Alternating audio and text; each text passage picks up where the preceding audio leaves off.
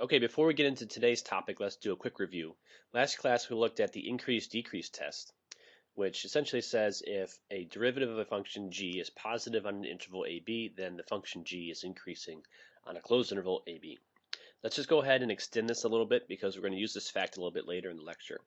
So if I make a small replacement in this statement and we let g be equal to the derivative of some function called f, so g equals f prime, then when we replace those symbols in the above statement, we get this. If f prime prime, or the derivative of f prime, is positive on AB, then f primed is increasing on AB. And if we clean that up a little bit, we'll get this statement right here. If f double primed is positive on open AB, then f primed is increasing on closed AB. So we'll return to this in a little bit because we're going to need it for today. All right, today we're going to look at why a curve bends the way it does. So here are two different curves, f and g, and both f and g increase on the interval 2 to 6, as you can see. So that means the first derivatives would be positive on those intervals. However, you can tell from the pictures that they bend in different ways. They also share the points 2, 0 and 6, 4. So these two curves have some things in common, but they bend differently. Today we're going to look at why they bend the way they do. So before we can talk about why the curve bends the way it does, we need to look at some terminology that's going to help us describe why they or how they bend the way they do. So here I have the two curves drawn. In the red you have f of x equals 1/4 x minus 2 squared, and in blue you have g of x equals 2 times the square root of x minus 2.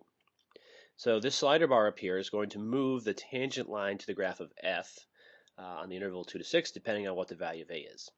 And what I want you to notice as I move the slider bar is that the tangent line to the graph of f lies below the red curve on this entire interval 2 to 6. No matter where I place the value of a, the tangent line lies below the red curve. Okay, similarly, I've now drawn the tangent line to the graph of g, the blue curve, and if I move the slider bar for a, you'll notice that the tangent line to the graph of g is always above the blue curve, no matter where I place point B on this blue curve on the interval 2 to 6.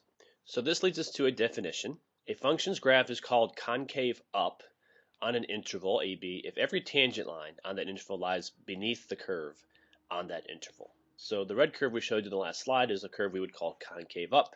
The tangent lines always lie below the curve on those intervals. Here's a picture of a graph that's concave up and increasing. This is a picture of a graph that's concave up and decreasing.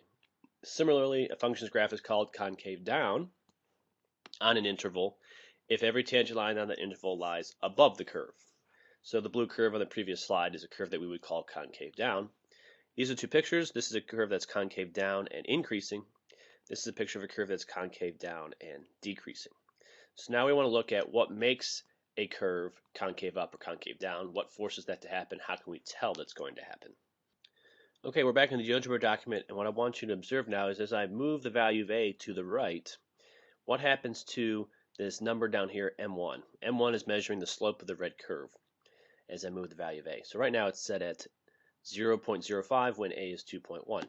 Now as I move the slider bar and the tangent line moves from left to right, you should notice that the slope of these tangent lines are getting steeper. They're getting larger. M1 is getting bigger.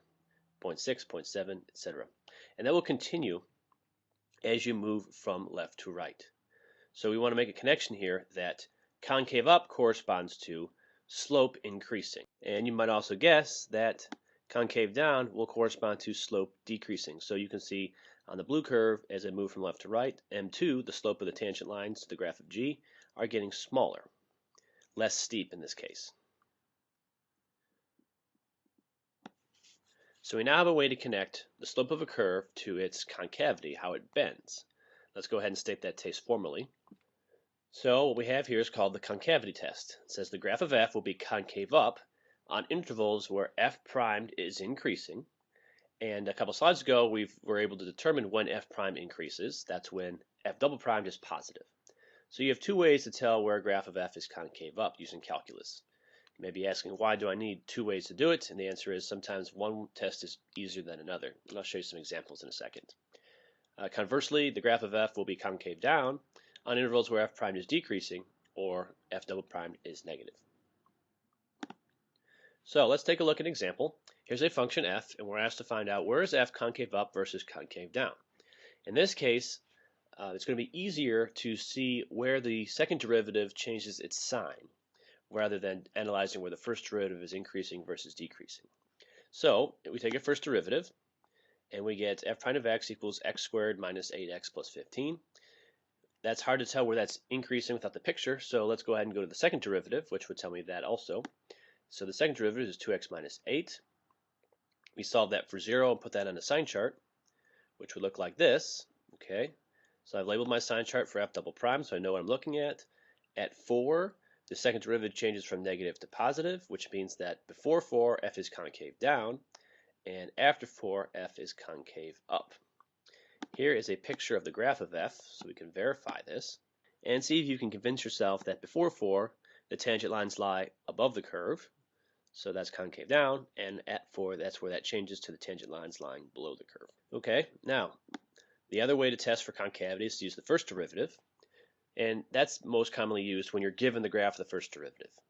So when is a graph of f concave up? Using the first derivative, that's when the first derivative is increasing. So that'll be from this point here at the bottom up to x equals a, and also from x equals b up to this point here. And f would be concave down, where f prime is decreasing, which is from a to b.